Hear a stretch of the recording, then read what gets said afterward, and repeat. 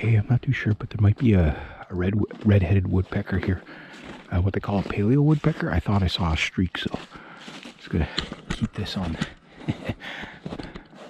Ready to go. I think he's long gone, but you never know.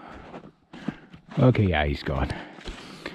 So right now it's spring and all the birds are just kind of like happy to be outside. A lot of them are on the ground, just kind of taking it all in. And of course, if you're not quick with your camera, you don't get them. So far, I haven't got a single bird today, I don't think. I am technically hawk and eagle hunting.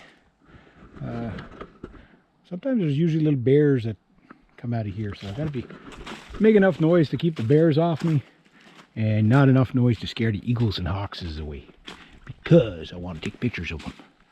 But yeah, very nice to be out today. Beautiful, beautiful, beautiful day.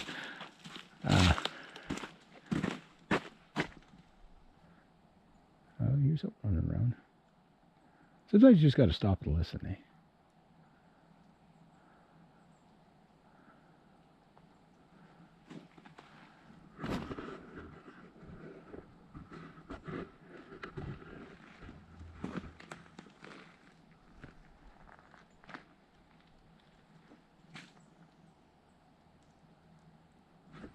Well, if they could keep it down a bit, I'd be happy with that. You know. Anyway. Yeah. Making all this noise in the bush. Who do they think they are? Little buggers. Oh, I heard that. That was a woodpecker for sure. He's like, haha, you missed me. I will get you. So that woodpecker is the species of jerkbird, because like we talked about jerkbirds before, the ones that you're just about to take a photo and they're like, is this a perfect pose for you? Check out my tail feathers. See you later. Yeah. Just before you snap the shot, you know? Yeah. Jerkbirds everywhere. Everywhere. You can't trust them. You can't trust them. Technically, birds are feathered dinosaurs, so thank God they're a lot smaller, but yeah. Sandhill cranes, we do have some of those around here. Those are pretty Jurassic looking birds. They're pretty big. They're not in terror bird territory or ostrich or emu territory. There's just some bird in New Zealand or Australia or whatever. And there's a birdie. It's just a little... I got lots of birdies of those guys. A lot of pictures of those guys. But anyway, these birds like kill a couple of people every year. Their talons are literally the size of my 300mm lens. They're like a shoe-billed stork, kind of ugly, but they're a bright blue. I just cannot think of the name of them.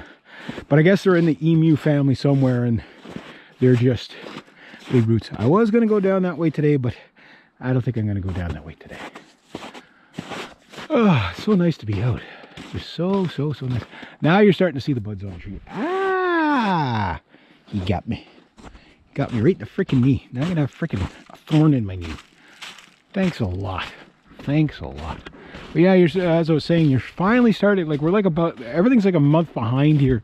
So we're just starting to see all the buds pop out on the trees, and it's like, oh, it's spring, yeah, we got to get that done, yeah. So some of the trees are like with the program, many of them are not yet. So it's like, oh, you mean we were supposed to have leaves on us, you know, by now? Yeah, it didn't happen this year. So all the people that did maple syrup this year, I asked a bunch of them how they did, and the ones that caught the timing right, it's like they got a whole bunch of sap in like a week.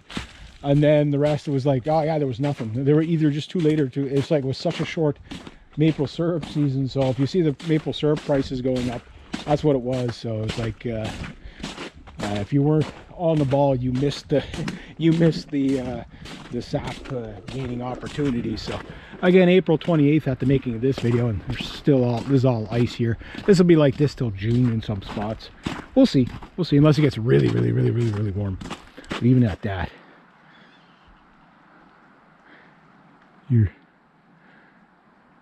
sometimes you get like trees that rub against each other and it sounds like a strange animal. Yeah. Pretty cool. Pretty cool. I'm just super happy that I was able to walk back as far as I did. That's pretty awesome. That's like incredibly awesome. Do that. Get through it. It's only about a foot here, so it's not so bad.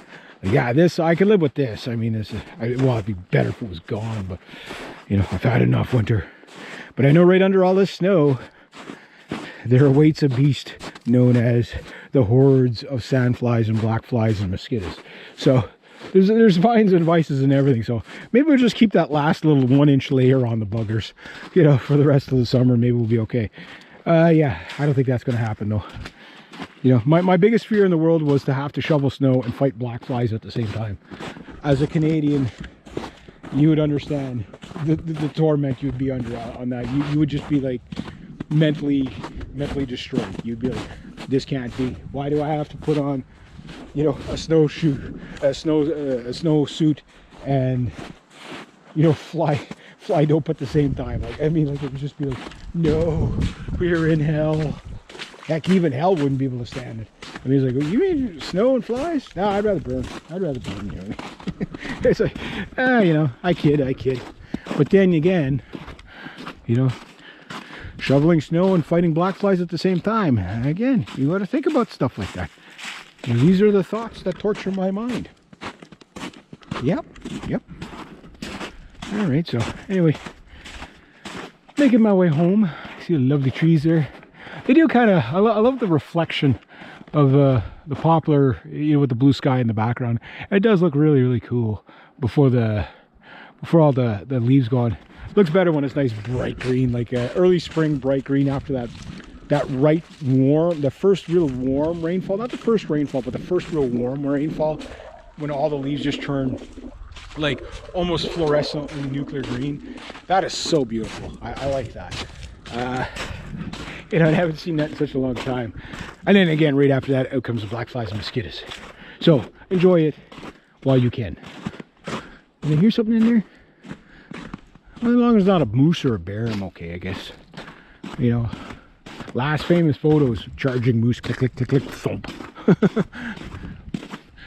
Just be mindful. I mean, right now there's a study out there that says that selfie deaths are on a rise. So people taking selfies are like getting kilted while they're taking their selfies. So be very careful while you're out there doing selfies. So if there's a bear, a moose, or whatever, saber-tooth squirrel, don't matter. Be careful. Okay, we're gonna cross this little pond here. I thought this would be more flooded than what it was, considering that snowbank was like last week was 3 feet high. And there was just a little crevice in between. So if you're following the progress, you know what I'm talking about. But if you're just jumping in on the first time, you might not appreciate how nice and clear everything is right now. And so that I was going to go up that way. Well, maybe I'll save that for tomorrow. That was a good goal, getting out on the back end of the property today. So yeah, I really can't knock that. That was kind of what I was after anyway. So now I know about the beaver dams and stuff like that. Maybe I'll see one evening, I'll go back there and I'll snap a bunch of shots of some beavers and stuff like that for you guys, see if I can take some videos. And sometimes they'll come out, you know, if they get used to you being back there, get used to your smell. A lot of times animals, like, you don't see nothing, and then you travel it often enough that they just get used to your smell, and all of a sudden you're running into everything. Sometimes that's a good thing, sometimes that's a bad thing. If it's a giant bull moose that's really angry at the world, not so good. If it's a mama bear and her cubs, probably not so good. If it's an angry, agitative skunk, probably not so good that he's used to you. You know what I mean? But you know, things are what they are, right?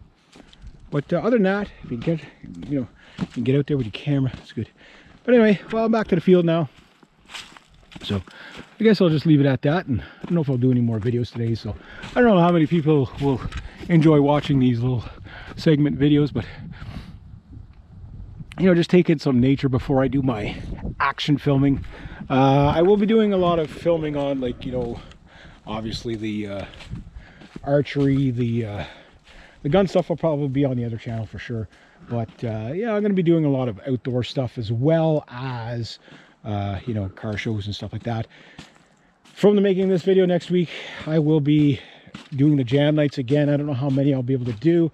I got to start doing paying gigs pretty soon. I mean, I don't know what's everything always takes me so long to get going, you know, but once I get going at something, it's okay. But it's not procrastination. It's always like little things like you know, winter tires. Can't go anywhere because my winter tires are, you know, they're so horrible that I'm gonna end up dying if I try to, you know, use the highway with the winter tires.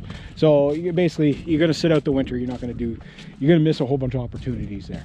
And it's hard, again, like you know, financial times are hard right now, so that's why, you know, these things are slow to go, but they will get there. They will get there. But anyway, there we go. So a beautiful day, and I'll keep hunting. Maybe I'll see a hawk or an eagle.